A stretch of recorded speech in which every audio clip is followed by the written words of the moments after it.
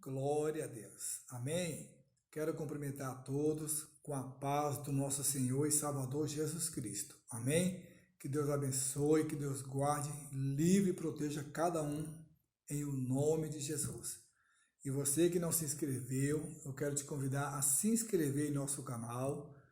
Dê um clique lá no sininho e você será notificado todas as vezes que nós postarmos um vídeo. Hoje nós estaremos retomando o estudo dos profetas, né? E eu quero tomar como base hoje a vida do profeta Amós, onde no capítulo 7, versículo 14 e 15, acho que é um dos mais centrais da sua vida, da sua carreira, ele diz, Amós respondeu a Amazias: eu não sou profeta, nem pertenço a nenhum grupo de profetas, apenas cuido do gado e faço colheita de figos silvestres, mas o Senhor me tirou do serviço, junto ao rebanho e me disse: vá, profetize a Israel, o meu povo. Olhe bem, perceba como Amós ele enfrentou uma grande oposição, porque ele foi chamado de profeta da catástrofe, né? Só trazia notícias as quais o povo não gostava de ouvir. Então ele estava certo do seu compromisso, do seu comprometimento com a palavra de Deus, com Deus. Então o profeta é isso, ele está alinhado com as coisas de Deus, ele está afinado com as coisas lá de cima. É o que nós lemos na palavra, né? O que é ligado no céu é ligado na terra, aleluia. E perseverou naquilo, né? Ele perseverou naquilo que sabia ser a vontade de Deus. Então a preocupação dele não era com a oposição que ele iria enfrentar, não era com a oposição de A e de B, mas era sim em fazer a vontade de Deus. Deus o chamara para entrar num território novo, até então estranho para ele, tá certo? E Amós o fez de maneira corajosa, porque, irmãos, quando nós somos mandados, quando nós estamos direcionados pelo Senhor, não há o que temer, não há o que temer, né? Enfrentaremos oposição? Claro. Quantos de nós não enfrentamos oposição em nosso ministério? Quantos não somos taxados, questionados, né? No nosso crescimento espiritual, mas nós vamos parar por conta disso? Nós vamos recuar no chamado de Deus? Nós vamos retroceder porque alguém está nos criticando? De maneira nenhuma, de forma alguma, especialmente quando chamamos, né? Chamamos ao arrependimento. Claro, uma vez que você chama alguém ao arrependimento, claro que o diabo vai se levantar, o inferno não vai ficar satisfeito, né? As pessoas podem se sentir ameaçadas por nosso progresso, e aí o diabo vai usar pessoas para tentar impedir o agir de Deus, a caminhada do Senhor em nossas vidas, e desejar nos ver cair, né? Para que não se sintam culpados pelo estilo de vida. Falar, né? Então fica criticando, fica zombando, eles querem permanecer naquele estilo de vida, naquela vida de pecado, e não querem ser corrigidos pelo Senhor, tá certo? Então, quando somos atacados, às vezes sentimos a vontade de desistir. Quantas das vezes não bate aquela tristeza, aquele desânimo, né? aquela até depressão, né? Aquele abatimento de alma, aquela tristeza de espírito muito grande, como aconteceu com Elias, né? De nos entregar aos outros, né? Mas devemos perseverar, tá? Confiando na proteção e no poder e na força de Deus, tá bom? Então, de pregador de catástrofe, né?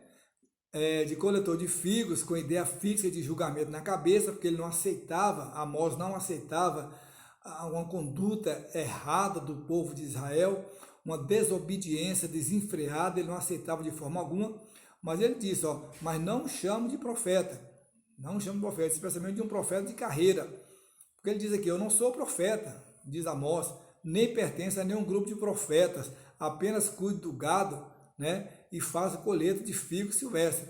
Então, assim Amós fez o que ele foi pedido, deixou sua casa, deixou seus campos, né, a pouco mais de 17 quilômetros, diz a história, ao sul de Jerusalém, e viajou para o norte, a fim de advertir, a fim de alertar, de chamar a atenção do povo dali, né, de que sua postura materialista e idólatra receberia o feroz julgamento de Deus.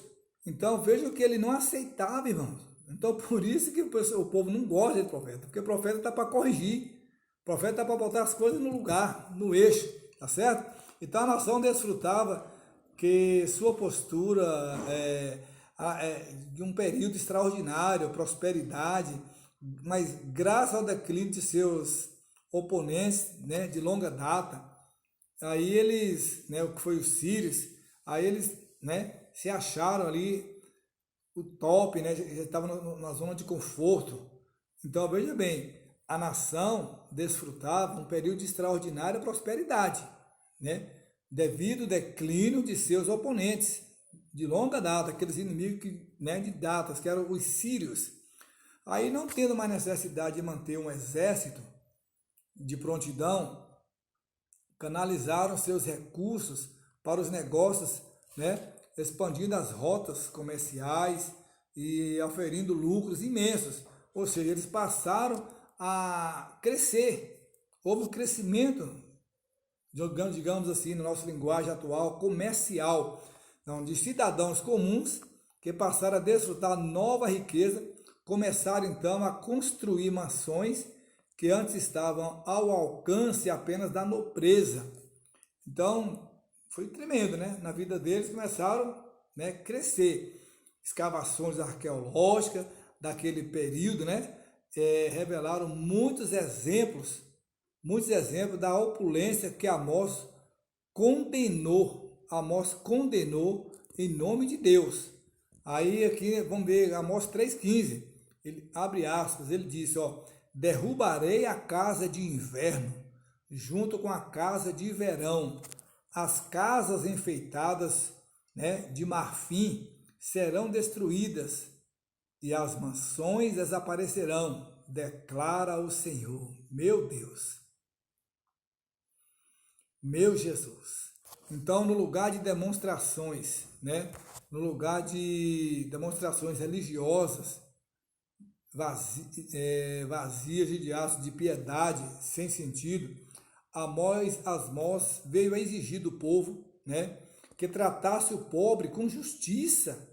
Amós veio exigir do povo. É como eu falei em outros vídeos, o profeta, o homem de Deus, ele tinha total ousadia, permissividade dada da parte do Senhor para intervir na vida social. Tá? Então, aqui a forma como tratava os pobres, né, a falta de justiça, a falta de misericórdia com o oprimido, ele se incomodou com isso. Está lá no capítulo 5, versículo 24, que diz assim, ó, abre aspas, em vez disso, corra a retidão como um rio, né, e a justiça como um ribeiro perene, capítulo 5, 24.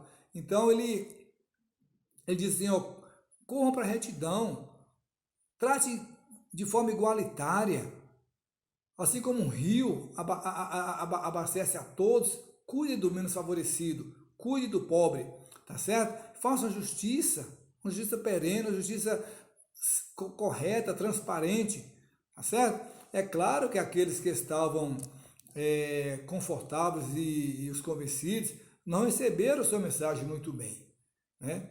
Aí vai embora vidente, vai embora sonhador, né? Exigiram eles, vá profetizar em Judá, falaram isso aí em Amós 7, 12, 13, vá profetizar em Judá, vá profetizar em outro lugar, pensa o que é você advertir alguém do seu erro, você ser boca de Deus na terra, aleluia, não vão aceitar, vão dizer a mesma coisa para você, vai embora, né? Aí vai profetizar em Judá, vai ganhar lá o seu pão, não profetize mais em Betel, Amós 7, 12, 13, então não era para Amós se acovardar, era para ele retornar, mas ele não retornou, ele cumpriu fielmente o chamado de Deus, que profeta não teme, profeta não é medroso, profeta não retrocede, aleluia.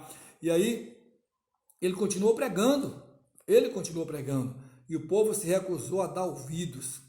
O povo é terrível. O povo não dá ouvido à palavra de Deus, né? Aí tem aqui, então, como tal desastre poderia nos atingir? Como tal desastre poderia nos atingir? Pensavam eles. Que mal vai cair sobre nós? Apenas um homem comum falando, né? Agora, veja bem, agora que desfrutamos tamanha prosperidade, né? Então, Eliseu, 40 anos atrás, não havia profetizado esses bons tempos, 2 Reis 13, e Jonas não repetia isso mais recentemente. Jonas também, 2 Reis 14, reclamavam eles para Amós. Imagine, olha que coisa interessante, eles eram conhecedores da palavra, eles conheciam a lei, eles conheciam o caminho. É como hoje o pecador, ele sabe que beber é pecado, ele sabe que adulterar é pecado, ele sabe que a idolatria é pecado, mas ele não abre mão do pecado. O pecado o acorrenta de tal forma, de tal maneira que ele está enclausurado, ele se vê ali totalmente preso aos vícios, à luxúria, né? Então, a grande surpresa na vida desse homem chegou em 722 a.C., quando o selvagem, o valente exército assírio despedaçou a complacência de Israel, queimando a cidade, matando todos os soldados e levando para o cativeiro distante os poucos cidadãos, estupefados que restaram, extasiados, esgotados. E assim se cumpriram as previsões nada bem-vindas, mas muito reais. Cumpriu. A palavra de Deus, ela não volta vazia. Deus não é homem para que minta, nem filho do homem para que se arrependa. Cumpriu a palavra daquele homem, tá? Daquele fazendeiro, daquele catador de figos. Então, abre aspas aqui, tem outro versículo, 4:2, diz assim: certamente chegará o tempo em que vocês serão levados com ganchos e os últimos de vocês com anzóis. Amós 4:2. E aconteceu. Que a palavra do profeta é a boca de Deus. A palavra do profeta é a palavra de Deus. Elias falou, diante da palavra do Deus a quem eu sirvo. Então Amós era temente a Deus. Ele era um homem temente. Então, profeta profissional? Não. Profeta profissional? Não. Certamente que não. Apenas alguém que foi direto ao ponto. Cumpridor da palavra de Deus. Que Deus te abençoe. Seja um cumpridor da palavra. Ele não era profissional. Ele não queria status. Ele não queria uma boa roupa. Ele não queria um bom sapato. Ele não queria uma boa conta bancária. Ele apenas queria cumprir e ponto. Tá? Ele foi direto ao ponto. Cumprir a palavra de Deus e pronto. Sem se preocupar. Isso aqui é tremendo. Vou repetir aqui para vocês. Amós 4:2. Ele diz, certamente chegará o tempo em que vocês serão levados com ganchos e os últimos de vocês com anzóis. E se cumpriram as previsões dele. Todas as profecias dele se cumpriram, né? E foram atacados, a cidade foi queimada. Então, que nós venhamos dar ouvido à voz de Deus. Que nós venhamos dar ouvido à voz do profeta. Amém? Para que Deus venha nos abençoar e nos guiar pelo caminho que conduz à vida eterna. Que Deus nos abençoe. Até o nosso próximo vídeo. Você se inscreva no nosso canal. Eu te convido. Amém? Deus abençoe. Até o nosso próximo vídeo. Fiquem todos na paz do nosso Senhor e Salvador Jesus Cristo. Um grande abraço.